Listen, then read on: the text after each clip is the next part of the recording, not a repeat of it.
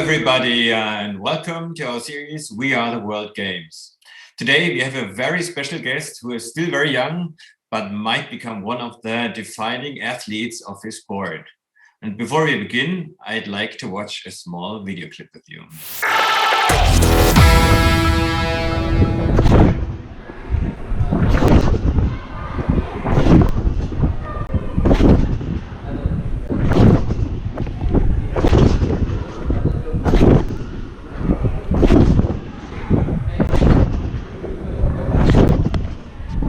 So please welcome Ruben Padilla. Hi, Ruben.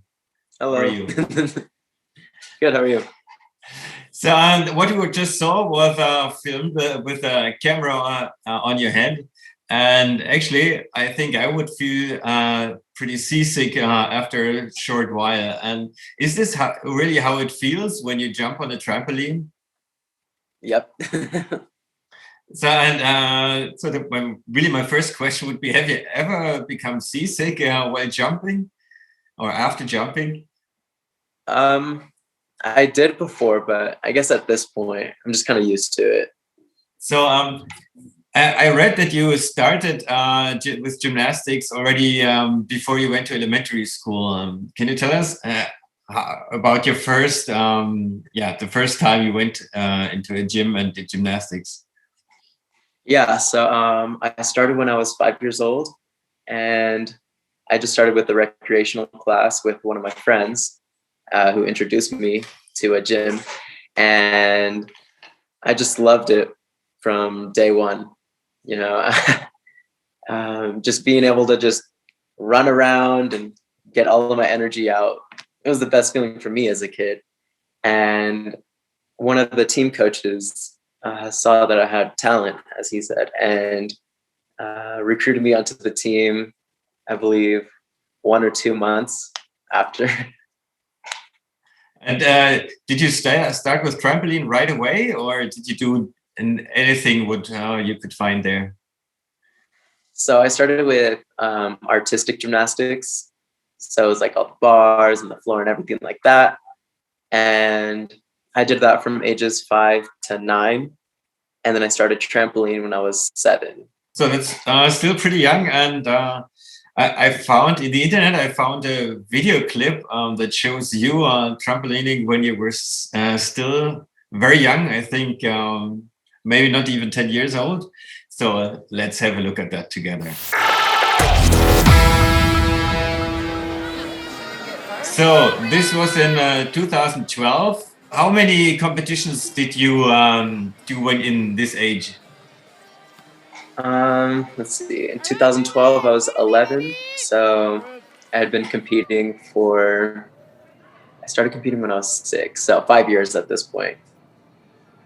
And here in the first clip at the double mini trampoline, we already heard a big fan of yours, which is very probably your mother. So did your parents support you from the start? Oh, yeah. I remember my first competition, my big competition, like nationals. I had like 20 family members go to watch me compete. Wow. Then we hear her again. So your mom always went to every competition with you? Yeah, every single one. And she still tries to this day. Wow, yeah, we can see her. There's an award ceremony and she just goes crazy. Yep, that's my mom. Oh, well, that's very sweet. That's my son right there! So nothing has changed to this day. So you went on, and I read that when you were 14, you met your coach, Sven Nielsen, who is still your coach now. Is that correct? Yes. And 1 year later, he moved away from California, where you grew up, and there came a big question for you. So follow him or not? Yeah, so he moved, to, I think it was Alabama for a year. And then he came back and then he started coaching me again. And when I was 17, we both moved to Utah to continue training. And you just described how much support you had from your family and your parents. So, how was this situation for you? Was it difficult to leave your parents? It was probably one of the hardest things I've ever had to do. I've always been super close to my family growing up. My grandparents live, 2 houses away from my old house, and leaving them was also very hard. But when I first moved here, my mom would drive to Utah every other weekend, and it is not a short drive. It is 12 hours one way. Oh, wow. And they left this decision to you, up to you, or did they say, okay, go for it? Yeah, they basically just let me choose like what I wanted to do, like how willing I was to continue the sport and, stay with my coach. So this was pretty much a decision to go towards a professional career, I guess. Yeah. So, well, looking at you, I'm pretty sure you don't regret having taken this decision. But did you have any takebacks, like injuries or something, when you thought, okay, it might be over very soon? Yeah. So I believe it was back in 2016. I had to take the whole year off because I had a bulging disc and a stress fracture in my spine.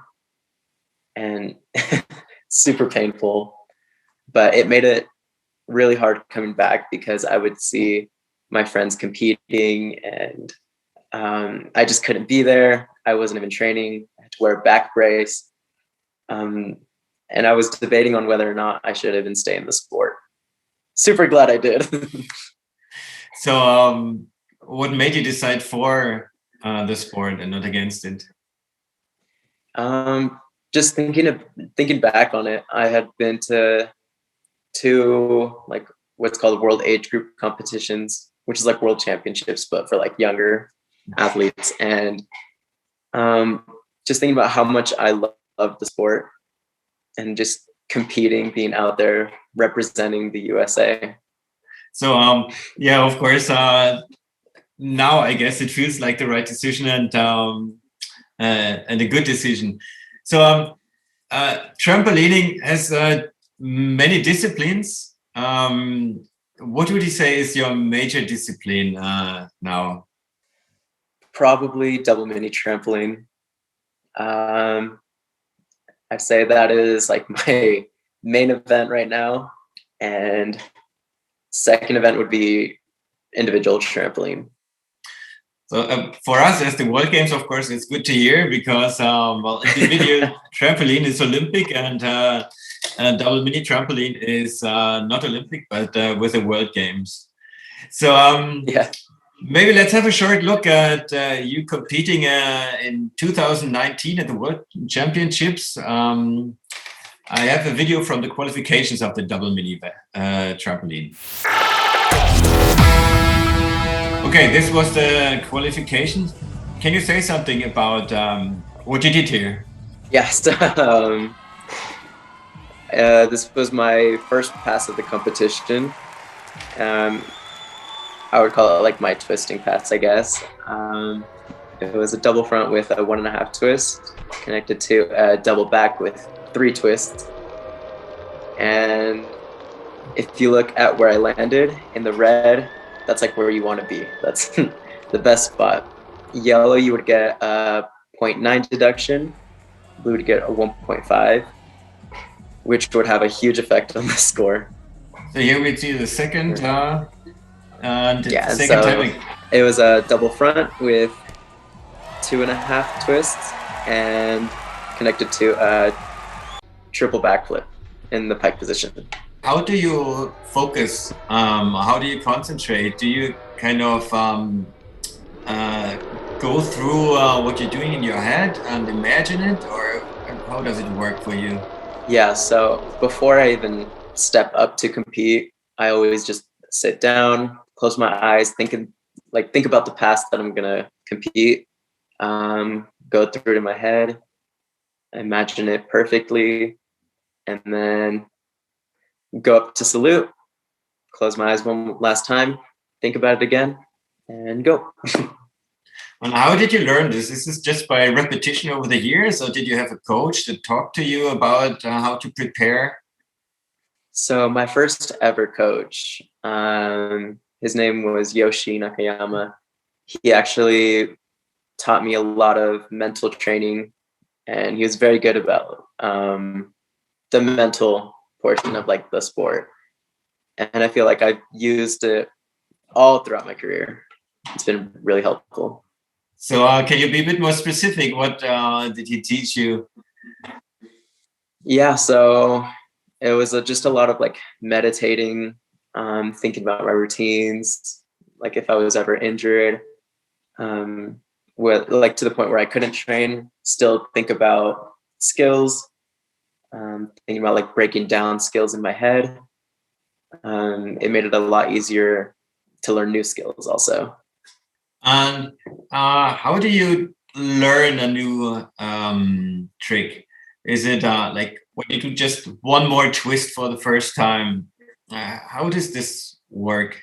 So we have something where we call like drills that lead up to newer skills. And it's basically just like a broken down version of it, whether it's like a skill to your back, like onto a soft mat, to the point where you can just land it to your feet with like an extra half turn or something like that. But yeah, that's pretty much it. You just break down the skill into parts, and then once you're ready, just put it together. Well, still, there's the first time, and I imagine it's possible that you're just a bit scared when you do something for the first time. Yeah, it is terrifying. But I've had a lot of, like I said, the mental training. I have a good like air awareness, so like knowing where I am in the air, which is very fortunate. So is air awareness something you just bring with your talent, or something you learn over the years, or? I'd say it's something that you learn over the years, and it comes from doing a lot of drills, just breaking down the skills and then just knowing where you are in the air at different points of the skill. Maybe let's have a look at another video, this time for individual trampoline, also from 2019. Okay, so this is also from 2019, and just tell us a little bit about what you're doing here. Yeah, so you start out the routine by just jumping to get some height. And this is actually the compulsory routine, meaning it's the easier routine. You get 4 skills that count for difficulty, which is how hard those skills are. You get extra bonus points.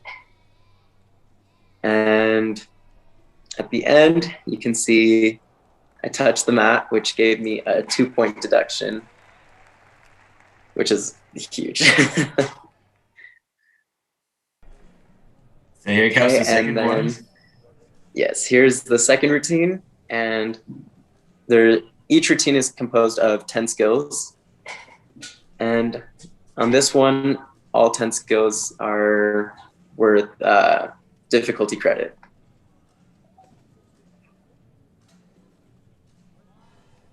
So as you can see, I kind of go off to the sides a little bit. And if you stay in the middle, it's better. The farther you go out, you'd get bigger deductions. Well, you managed well to come back to the middle, and I imagine it's pretty hard. You have to be very, very quick to, if you go to the side, to come back to the center and make very quick decisions. Mm-hmm. You have to be very precise. Yeah. Coming back to this World Championships in 2019, you won several silver medals, and you also won a silver medal in the double mini trampoline. And gold went to Mikhail Zalomin, and I hope I pronounced his name right.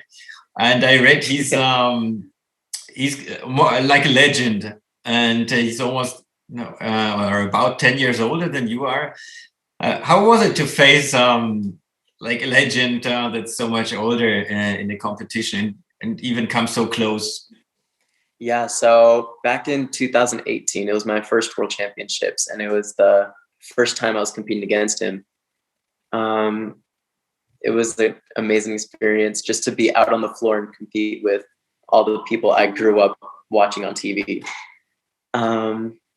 At that point, I was, I believe, almost 5 points behind him in the final, which is a huge gap, but I still managed to get a silver medal. And then in 2019, in the preliminaries, we actually tied going into finals.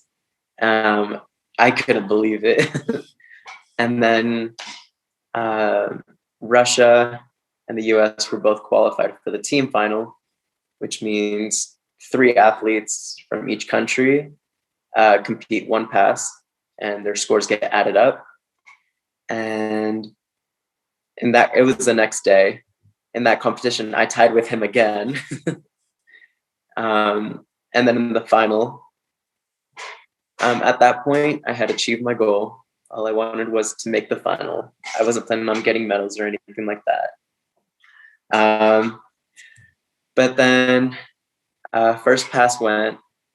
I was happy with it, got a pretty decent score. And then after the second pass, I saw that I was only 1 point behind him. And so I believe that like this next year coming up, it's going to be really close again. And did you talk to each other? I don't speak Russian and he doesn't speak much English. I know a couple words, but we try to communicate and we talk on Instagram and we just use Google Translate. But yeah, I'd say that we've gotten pretty close. It sounds like a pretty friendly atmosphere between competitors. Oh yeah, and it makes it a lot better competing in that kind of atmosphere. Just knowing that like at the end of the day, you can still talk, you're still friends, and it just makes the sport a lot more enjoyable when you have competitions like that.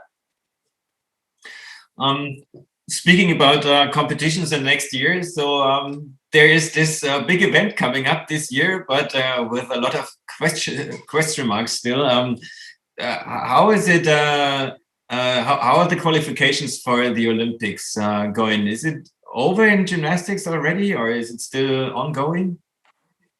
It's still ongoing.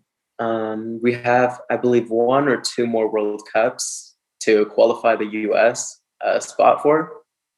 And then as far as like national competitions where we have to qualify like ourselves to be the one to go to the Olympics, we still have 3 more competitions. One of them was postponed until June. But competitions are taking place again, I understand. Yes. So for how long? And how long was the break that you had to take, all of you? Luckily, it wasn't too long of a break. It was actually pretty nice to actually, because I was able to go back home and spend time with my family after not being able to spend a lot of time with them. But it was for 2 months. And I came back into the gym, I think May of last year. And we haven't had to leave again yet, so. Yeah, cross fingers. That's actually really a pretty short break. Of course, we hope that the Olympics will take place and that next year the World Games will take place. Of course, you haven't taken part in any World Games so far because at the last World Games, I think you were 15, 14, probably. Yeah. So I was actually just talked to Alex Renkert, who competed in the last one, about it. We just had our national team camp this weekend and we were actually talking about it, and he was telling me how it was just such an awesome experience, and he was just, you know, getting me super excited for it to hopefully go next year. And after this COVID break, you went back into the gym and even to competitions. So how do you feel? You just turned 20 this year. How do you feel? How is it going on the way to the Olympics? Training has actually been really good right now. I've done, in the past year on double mini, I think I've done 6 world's firsts. Wow. And I've also landed the world record made by Austin Acey and Daniel Perez from Spain. Well, this is just one more reason to look forward to the next time to see you in competition. So yeah, we very much hope that we will see you next year at the World Games in Birmingham, Alabama, and probably compete against Michael Salomin. Cross our fingers. Thank you Bye so bye. much. Yeah, thank you. Bye. Bye.